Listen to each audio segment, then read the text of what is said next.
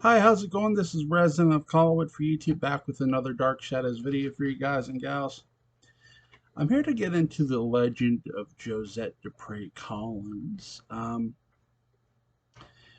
are many things you got to take into consideration when you're getting into the legend of Josette. The first, to me, and this is just to me, the first and foremost is, was she born a Collins? Because keep in mind, early on in Dark Shadows, Victoria Winters tells Elizabeth that Josette saved her. Maybe she was a Collins. And really, Elizabeth tells a story about how a woman in white rescued her aunt.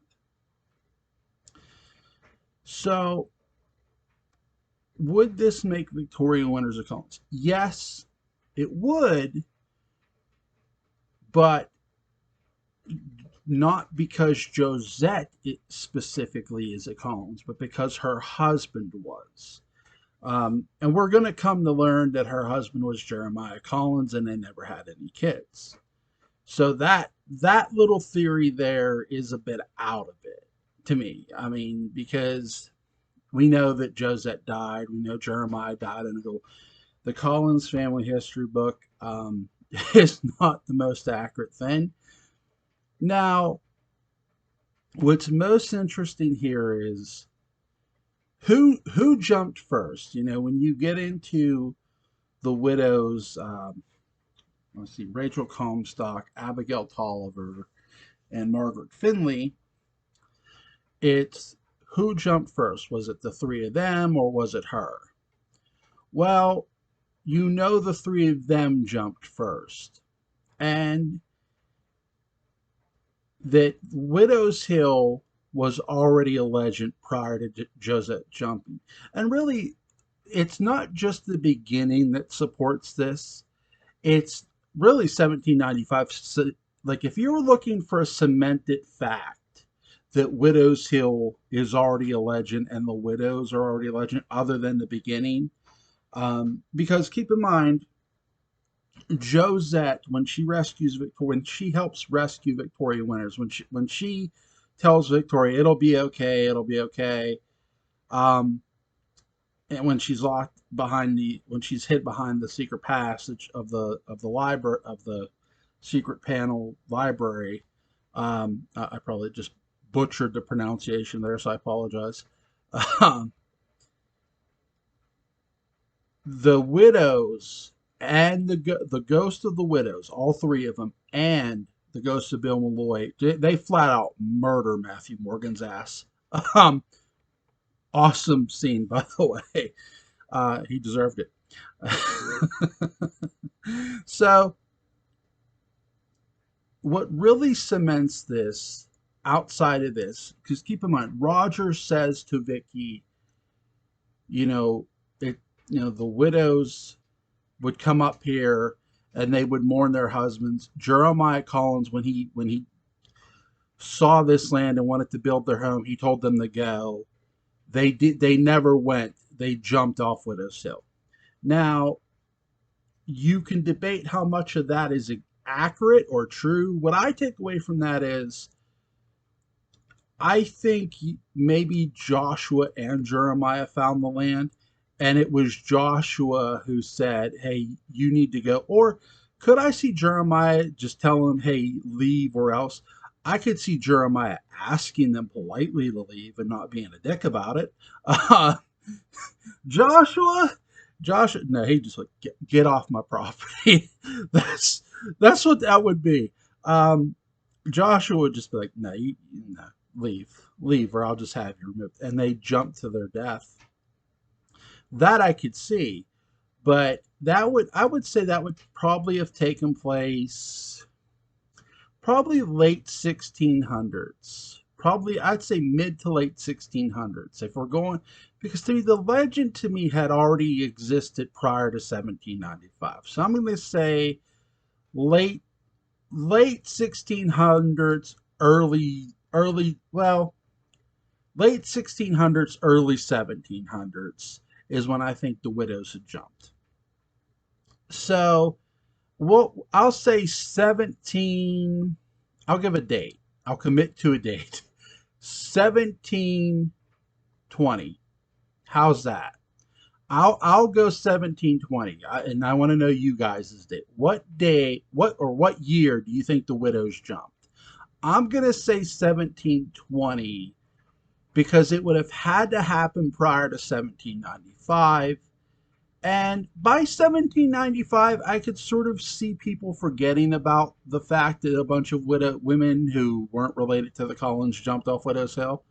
And but here's what I mean by 1795 cements the Widow's Hill legend. When when Josette and her aunt read the Collins family history book, that Josette jumps from Widow's Hill. And Josette says, I would never do such a thing. I would never destroy myself like that. That lets me know she knows Widow's Hill is already a thing. Now, what are the big differences? Well, as I've alluded to with the three widows, and again, I'm just with the 1720 thing, I'm just giving a guess of when I think they might have jumped. They probably would have jumped before that. They could have. Again, I want to know you guys' year date. It's so rough, right? Because you know it was at least prior to 1795. Could it have been a little closer in the middle? Sure. But Widow's Hill, keep in mind the big differences with Josette and the widows is I've mentioned none of the three widows were married to a Collins. They were all three married to sailors, and all three of the sailors died at sea or died by water. Was Jeremiah Collins a sailor? Technically, yes, he was working for a shipping yard, but he didn't die by sea. He died in a duel. So those are the big differences there. With Josette, you have Josette who wasn't coming to America to marry Barnabas, or sorry, wasn't coming to America to marry Jeremiah. He was coming to America. She was coming to America to marry Barnabas. I'm jambling my words here. Um, so that doesn't happen because of reasons, Angelique. Reasons. Um, so that doesn't happen. And Angelique is obviously taunting her, putting her under, driving her to Widow's Hill. She does end up jumping off, and you could put the blame on Angelique, but I mean, Josette did jump. So there is that. So here's this woman who dies. Uh, Her body is broken, her face is mangled. She becomes this spirit that haunts the old house and really haunts the estate, but she doesn't specifically haunt the Collinses themselves.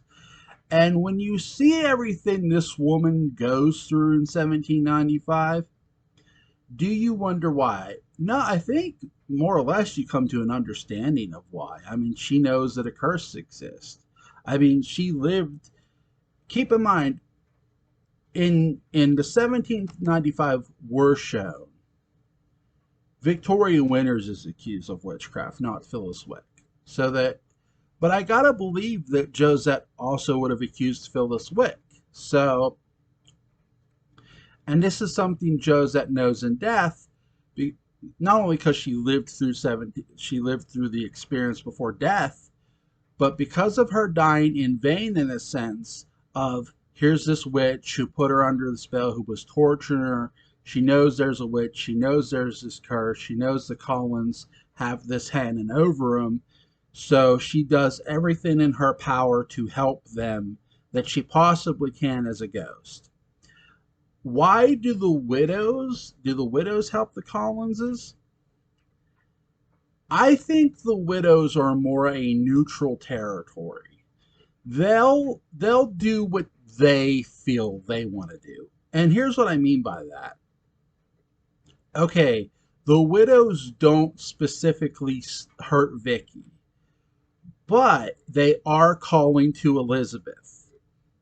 Like during the Jason McGuire arc, the widows are going, Elizabeth, and you could say, well, this is just Elizabeth's mind playing tricks on her. I'm not so sold on that one because I mean it's pretty evident they're calling to her.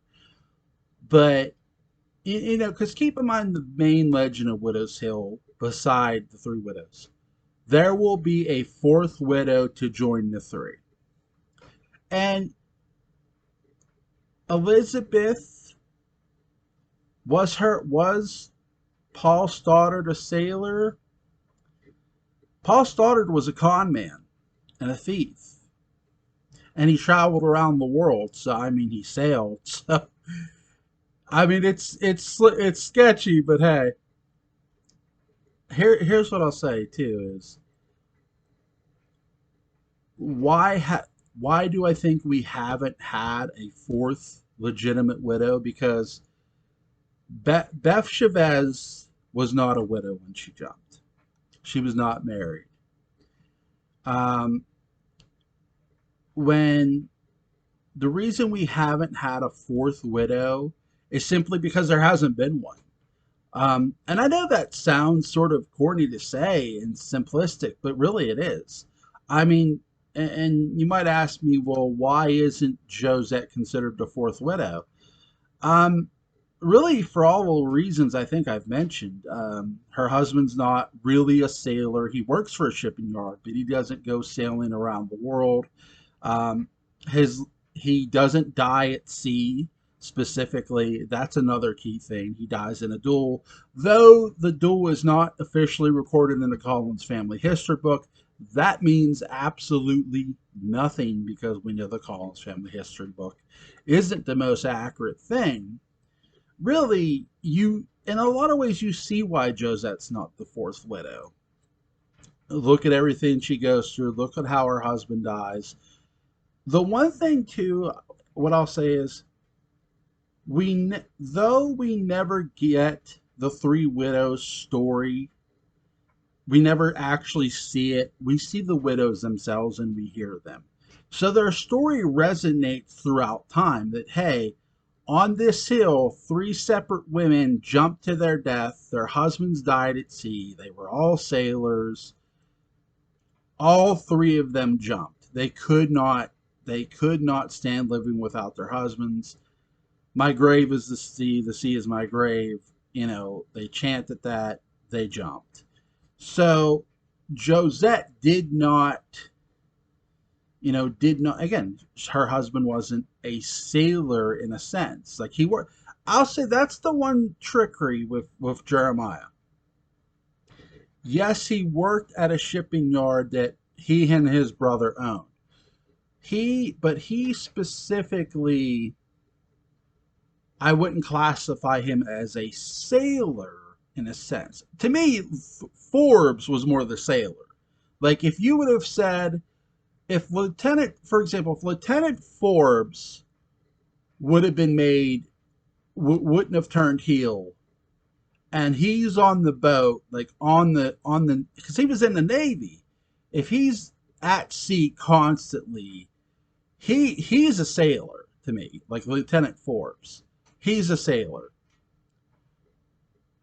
Not so much Jeremiah. And that's what I'll say. I mean, you could say no, Jeremiah's a bit of a sailor, and I'm not saying he's never been at sea, but he's not at sea enough in the 1795 arc either. He's more at the shipping yards themselves. He's overseeing the boats and stuff and making sure everything gets, taken care of from a ledger standpoint, as is Joshua, but they specifically aren't sailing. Like, okay, Barnabas is a great example. You don't see Barnabas going out on boats. Um, Not saying he never did. He most certainly did. Obviously, he went to Martinique. Um, we know what happened there. He met this beautiful young lady. No, it wasn't Josette. It was Angelique. But so there's that. And I think really the best legend part about Josette is her ghost is all too aware of what's going on with the Collins family. Because again, prior to her death, she experienced it. So dying, she knows, I need to help this family.